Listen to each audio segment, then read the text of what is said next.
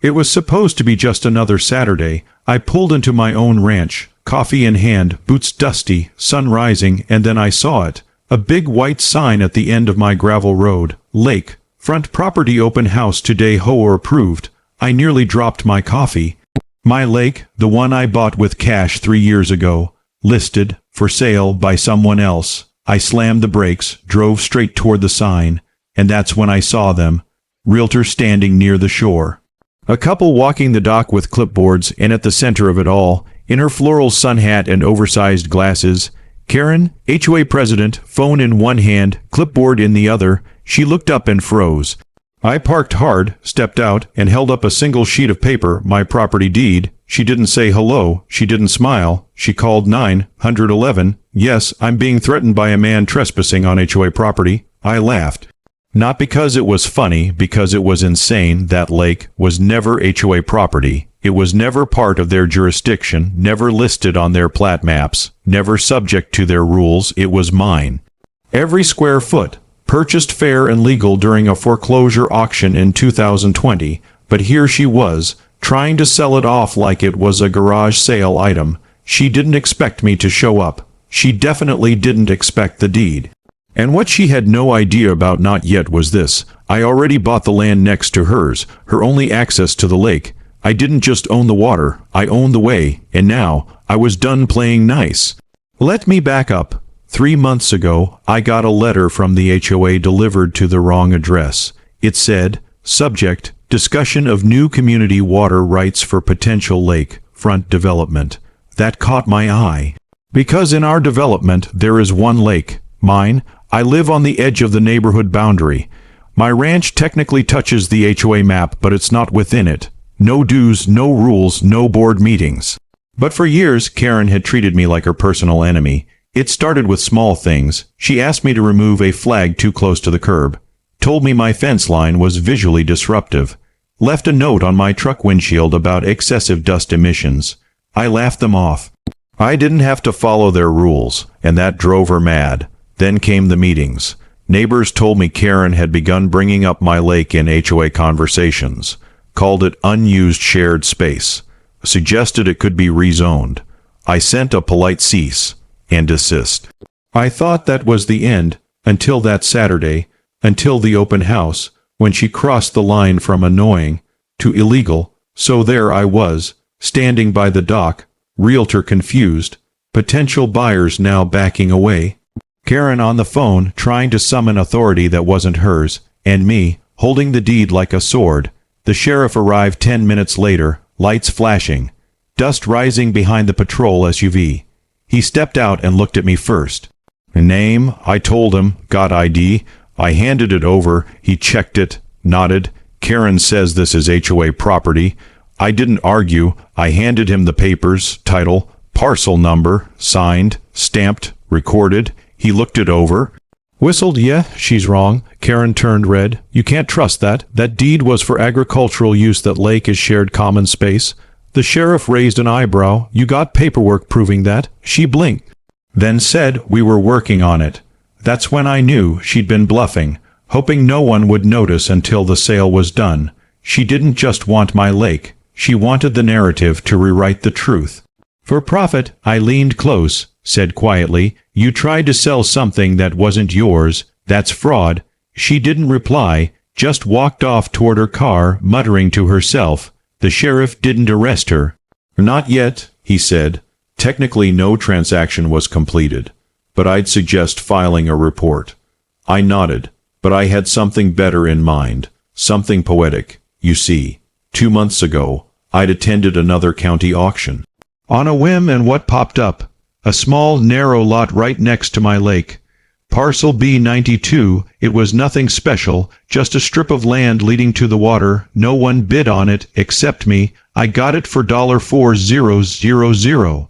Didn't even think twice, until now, because that little strip was the only legal access point from the HOA path to the water. And guess who'd been using it? Karen. Her lot didn't technically touch the lake.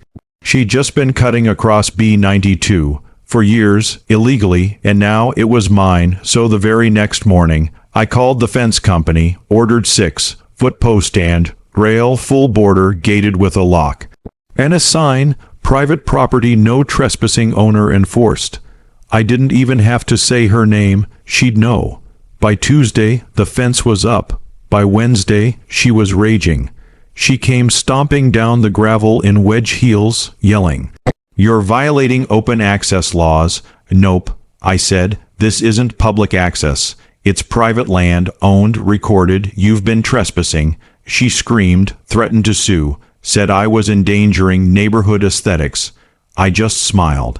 Pulled out my phone, "Hey Karen," smile for the live stream. Thousands of viewers watched her meltdown in real time. She knocked over my private property sign, called me a domestic terrorist, tried to yank the gate open and broke a nail in the process. The comments poured in. "Karen gets caught again.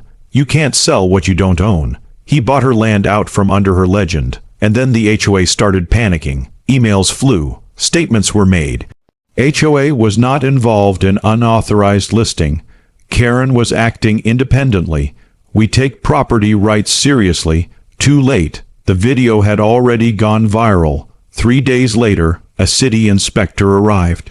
Turns out, Marilyn Oye, that was her real name, had filed permits to develop the shore for public recreational use, which is a fancy way of saying she was planning a dock on my lake with my shoreline. Using HOA funds illegally, and now, it was all on record. The day after the live stream meltdown, I woke up to 43 missed notifications, Instagram DM, Facebook tags, YouTube reposts. Even a local news station had messaged me, "Can we interview you about the HOA property dispute caught on camera?" It wasn't just viral, it was a wildfire. Within 24 hours, the video had 850,000 views. By the end of the week, over 2.6 million. People weren't just laughing at Karen's meltdown, they were furious. She tried to sell someone else's property and then call the cops. This is HOA madness at its worst. Someone get this man a medal and a second fence. I had turned off comments on my personal pages, but the HOA, they were drowning in public shame. An emergency meeting was called, closed, door private, but people leaked it. Because when you try to cover your tracks in a community full of people who hate you, the leaks come faster than a broken sprinkler line. An anonymous board member, who I'll call Mark, emailed me screenshots. Karen wasn't just the president. She had been using HOA dues to promote her lakefront development plan, something she pitched as a long-term neighborhood asset. And she'd already spent over $6,200 from the HOA reserve budget for graphic design, a web domain for Brookstone Lakeside, realtor consultation fees, all without board approval, and she'd backdated the receipts. When board members asked for the paperwork, she accused them of harassment, then threatened to sue them personally. That's when things started cracking. Mark sent me one more message. "We didn't know she was planning to sell your lake. She told us it was part of a utility easement she had acquired. Now we realize she forged the entire parcel map." And there it was. Forgery. This wasn't just HOA drama anymore. It was criminal. I took the evidence to the county recorder's office. The clerk reviewed the documents, zoomed in, shook her head. "That's not our seal. This map was digitally altered." Boom.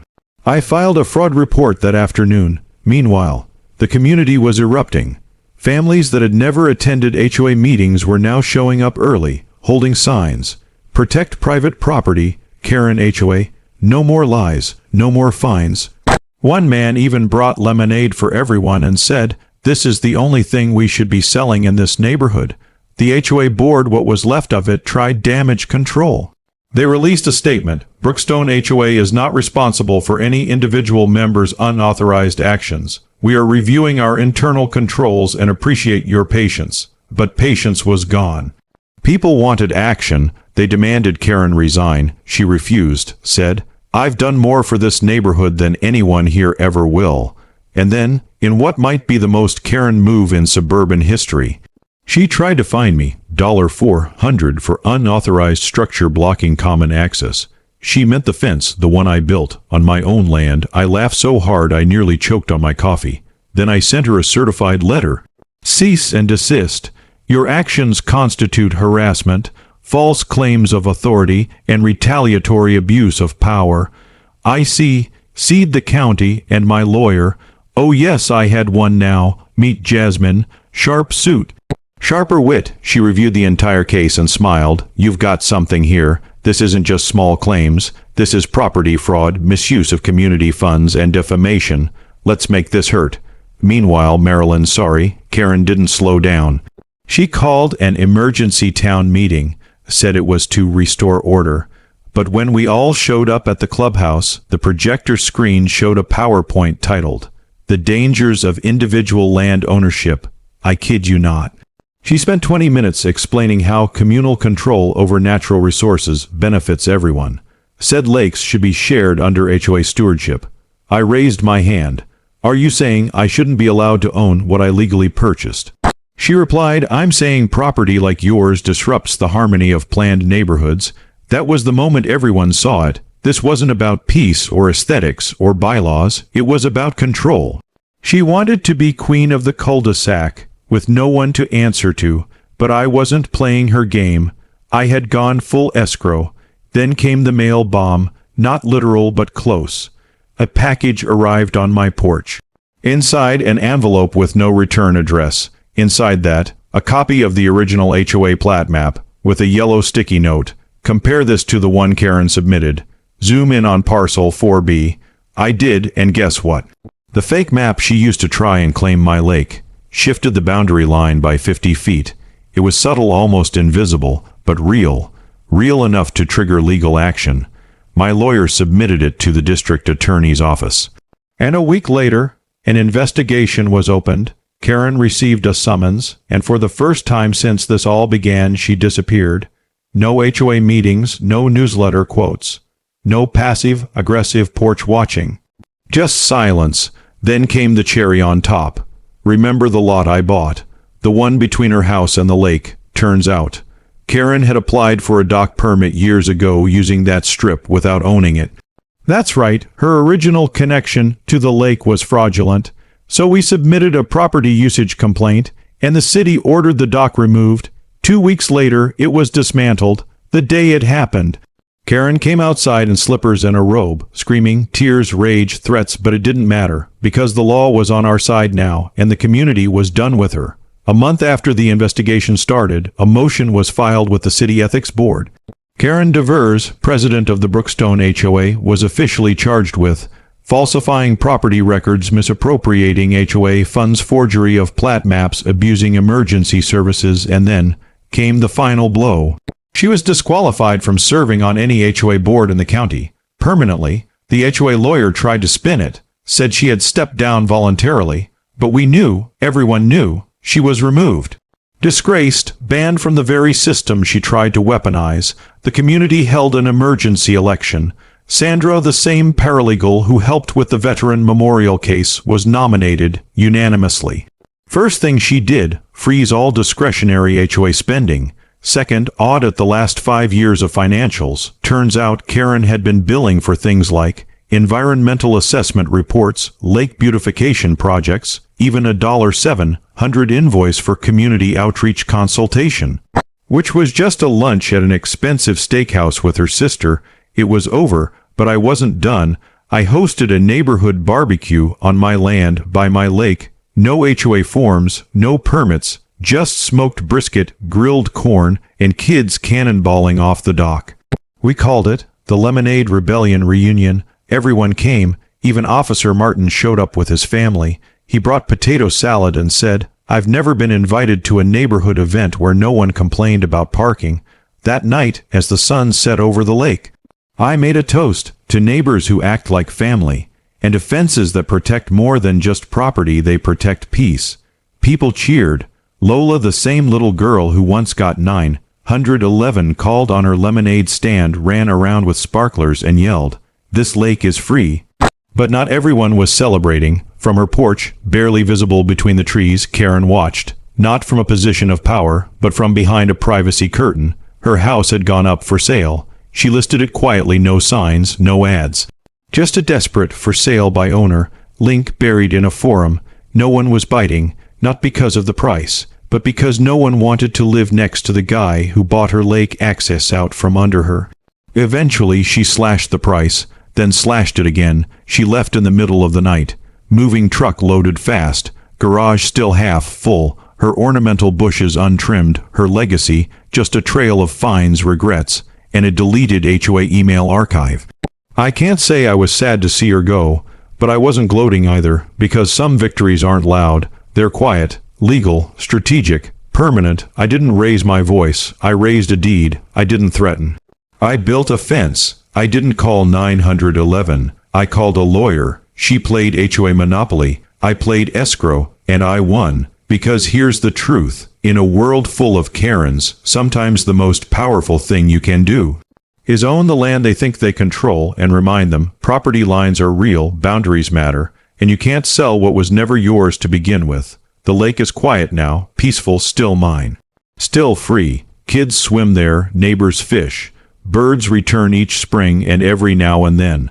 A stranger drives by slowly, looks at the fence, at the dock, at the private property sign, and I smile. Because the story they heard, it's true, every word. And if they ask what happened to the last person who tried to mess with that water, I just point to the locked gate and say she thought she ran the neighborhood. I just bought her way in and then I locked it.